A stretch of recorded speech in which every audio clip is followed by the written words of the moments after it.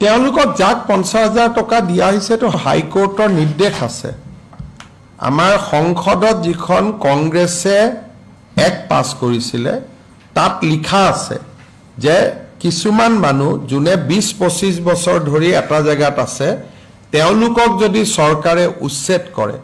তেতিয়ালে তেওঁলোকক সাময়িকভাৱে চলিবৰ কাৰণে টকা এটা দিব লাগিব হেকাৰণে আমি যিখিনি বহুত আৰু ফৰেষ্টৰ পৰা হলে নালাগে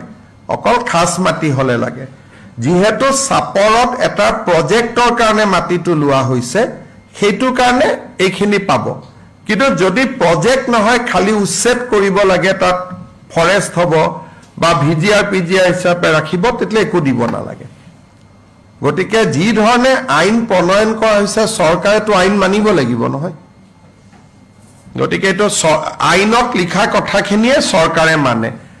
আৰু আমি তো এটো বিচাৰো এতিয়া আপোনালোকে খুদিব পাৰে যে পাইকানতো আমি মানুহখিনি কিমান গৰম আছিল কোল্ড ড্ৰিংকো খুৱাইছো আমি ঠাণ্ডা পানীও খুৱাইছো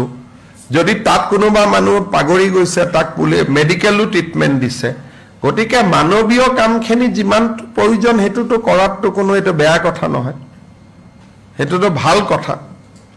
আৰু প্ৰত্যেকটো এভিকশনৰ এটা স্বৰূপ আছে এটা নুমলিগড়ত আমি এটকাও দিব নালাগে কি উৰিয়াম ঘাটত কাৰণ তাত গভৰ্ণমেণ্টে কোনো প্ৰজেক্ট নকৰে কিন্তু যদি কোনোবা প্ৰজেক্টৰ কাৰণে মাটি লয় তাকটো দিবই লাগিব যি ধৰণে সুবিধা মানে যদি দখলদাৰীও হয় সি জিৰাত পাব তেনেকুৱা যি আইনত লিখা আছে আমি আইনৰ মতে কাম কৰিব লাগিব না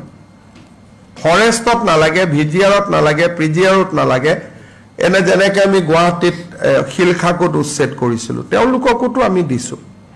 যদিও মাটিটো তেওঁলোক তাতে বহিহে আছিলে গতিকে আমি যিটো আইনত যি লিখা আছে আৰু এখন সংসদৰ আইন কংগ্ৰেছৰ দিনতে পাছ হোৱা আইন গতিকে আমি আইনৰ মতেটো যাব লাগিব মুখ্যমন্ত্ৰীয়ে তো আইন ভাঙিব নোৱাৰে